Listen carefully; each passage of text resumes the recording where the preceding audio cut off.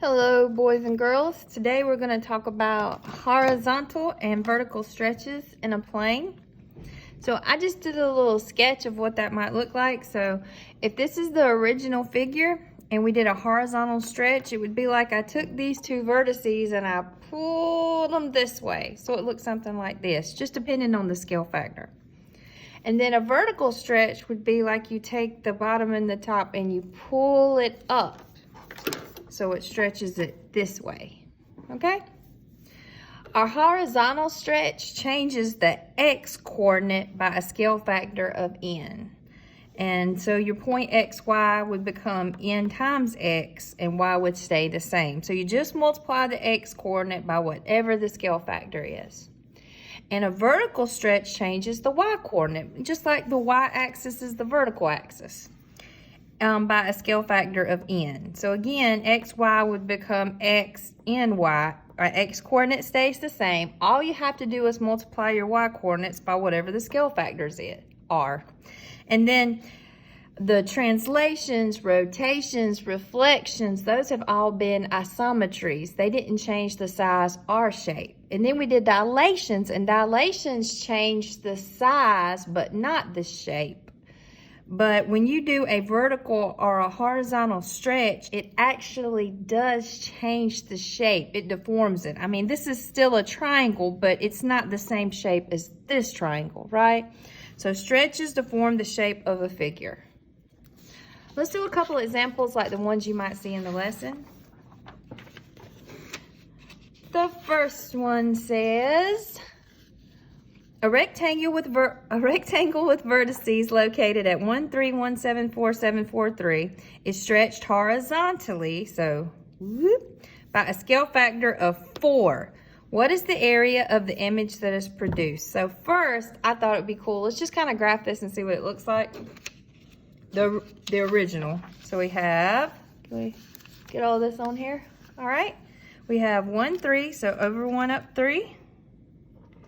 1, 7, 4, 7,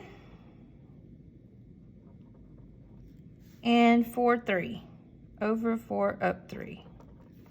All right, so I'm going to make my rectangle here. All right, so this is the original figure. And if we wanted to find the area of that, area of a rectangle is equal to length times width. So this is 1, 2, 3 by 1, 2, 3, 4. So the area would equal 12 units squared. So now let's take these points and horizontally stretch them by a scale factor of 4. So all I'm going to do is take my x coordinates and I'm going to multiply them by 4. So now we will have, I'm going to move this to do that. So my 1, 3 will become 1 times 4 is 4. So that'll be 4, 3. And again, my 1, 7 will be 1 times 4 is 4. So that'll be 4, 7. Just leave the y coordinates alone because it's a horizontal. All right, my 4, 7, 4 times 4 is 16. So that'll become 16, 7.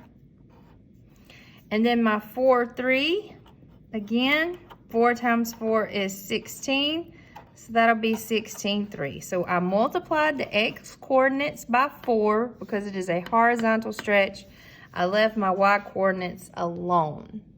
So what effect do you think it would have on the area if I multiplied my x coordinates by 4? Or if I stretched it horizontally by a factor of 4, how might that affect the area? Let's look at it and see. So let's plot these new points. So 1, 3 become 4, 3. So over 4 up 3 right here. I'm just going to kind of go over it with my pink. And then 4, 7 over 4 up 7. 16, 7 over 16 up 7. And then 16, 3 over 16 up 3. So now it looks like this. Area is still length times width, and we can see that this side is 4. Now we're going from 4 to 16. So I know from 4 to 16 is 12 units. You can count if you want to. And so the area would be 4 times 12, which is 48 units squared.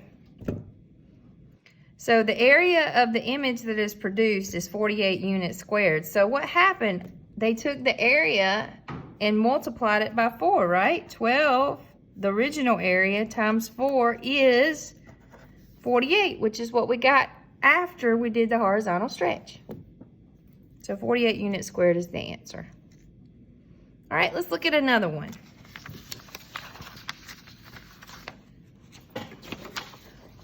Whoops.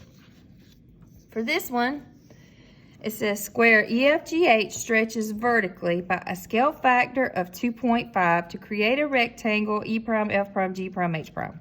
The square stretches with respect to the x-axis. If point H is located at -3, 0, what are the coordinates of H prime?